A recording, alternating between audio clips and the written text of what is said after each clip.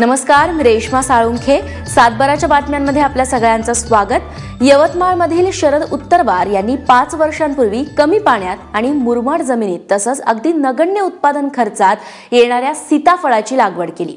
यासाठी सीताफळाची NMK ही जात त्यांनी निवडली. सध्या शरदरावांच्या बागेत प्रत्येक झाडाला सीताफळं लगडलेली आहेत. प्रत्येक सीताफळाचं वजन 500 ग्रॅमच्या पुढे आहे. अगदी चमच्याने देखील खाता येईल अशी ही सीताफळ आहेत. चला तर पाहूयात शरदरावांची ही सीताफळाची बाग.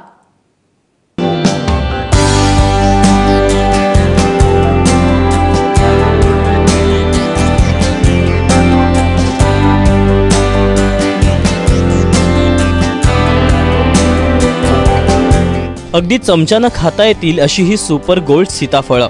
प्रत्येक फळ 500 ते 600 ग्रॅमच्या पुढे. अगदी बारीक बिया, गोड आणि जास्त गर.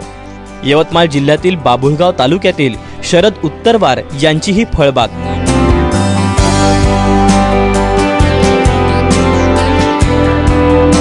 नऊ एकरापैकी 5 एकरावर मोसंबी आहे तर 3.5 एकरावर सीताफळाची झाडं. 2011 साली त्यांनी ही बाग लावली होती.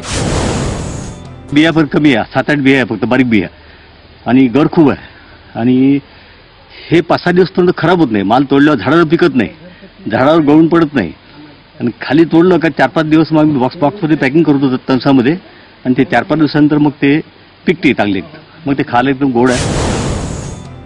2011 मध्ये या जमिनीवर त्यांनी सीताफळ लागवडीसाठी 16 बाय 9 फुटांवर खड्डे तयार केले. त्यात शेणखत घातलं, ठिबकच्या ड्रीपलाईन हंतरल्या आणि सोलापुरातील बार्शीहून आणलेल्या NMK वाणाच्या सीताफळाच्या रोपांची लागवड केली. ही लागवड सघन पद्धतीनं केली असल्यानं त्यांना सीताफळाची 1000 रोपं लागली. लागवडीपासून 3 वर्षातच सीताफळाचं उत्पादन सुरू झालं. गड्डे करून ते शेणखत भरून असे गड्डे तयार ठेवले आणि पहिला पाणी 1-2 पाणी पडले, नंतर रोपं आणली आणि रोपाची लावून गेली. आणि त्याला आम्ही ते लगेचच ड्रिप केलं. झाड तर 5 वर्ष चालू आहे. त्यात हे आता झाडं पीक द्यायला सुरुवात झाली. ते आता लाईफ झाडाचं 25-30 वर्ष सहज आहे सीताफळाचं. सीताफळाच्या चांगल्या उत्पादनासाठी शरद उत्तमवार यांनी छाटणी पद्धतीचा प्रभावी वापर केला. सीताफळाला कळी आल्यानंतर ठिबकमधून सूक्ष्म अन्नद्रव्ये दिली जातात. सीताफळाला कोणत्याही खताची गरज लागत नसल्यानं उत्पादन खर्चात मोठी बचत होते. शिवाय फळ सुद्धा सेंद्रिय राहतं. सीताफळांचा हंगाम संपल्यानंतर म्हणजेच नोव्हेंबर ते जानेवारी दरम्यान या वाणाचं फळ काढणीस येतं. यामुळे याला बाजारात दरही चांगला मिळतो. हे फळ उशिरा पिकत असल्यानं वाहतुकीत खराब होत नाही. हे पाहून आता गावातील इतर शेतकरीही सीताफळ लागवडीचा विचार करतायत.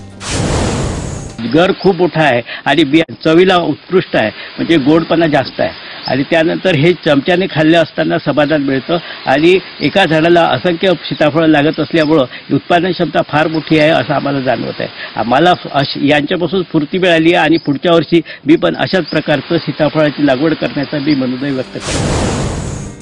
दर 2 दिवसाला डोळे आलेल्या सीताफळांची मजुरांकरवी तोडणी केली जाते. हे सीताफळ एका ठिकाणी जमा करून प्रतवारीनुसार त्यांना 2 किलोच्या बॉक्समध्ये भरलं जातं आणि ही सीताफळं मुंबई, पुणे आणि इतर मोठ्या शहरातील मॉल्स आणि इतर दुकानात रवाना केली जातात. नोव्हेंबर पासून चालू होते तर डिसेंबर एंड पर्यंत या जानेवारी 1 वीक पर्यंत हंगाम चालू राहते. आणि जोपर्यंत आपले गावरान सीताफळ निघून जाते तोपर्यंत आणि याचा हंगाम चालू होते. त्यामुळे याला मार्केटिंग आहे. म्हणजे याला आम्ही बॉक्स करतो. बॉक्स करून आम्ही ते मॉलमध्ये किंवा त्या दुकानदार लोकांना विकतो.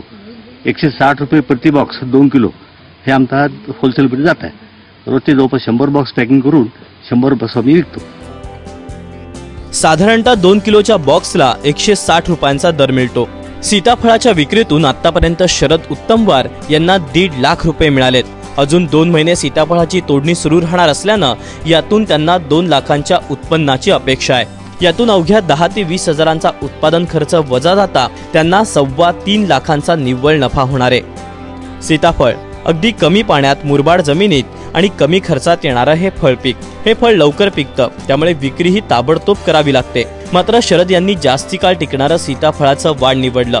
छाटणी पद्धतीचा प्रभावी वापर केला, त्याचं ब्रँडिंग केलं आणि सीताफळाला नगदी फळपीक ठरवलं.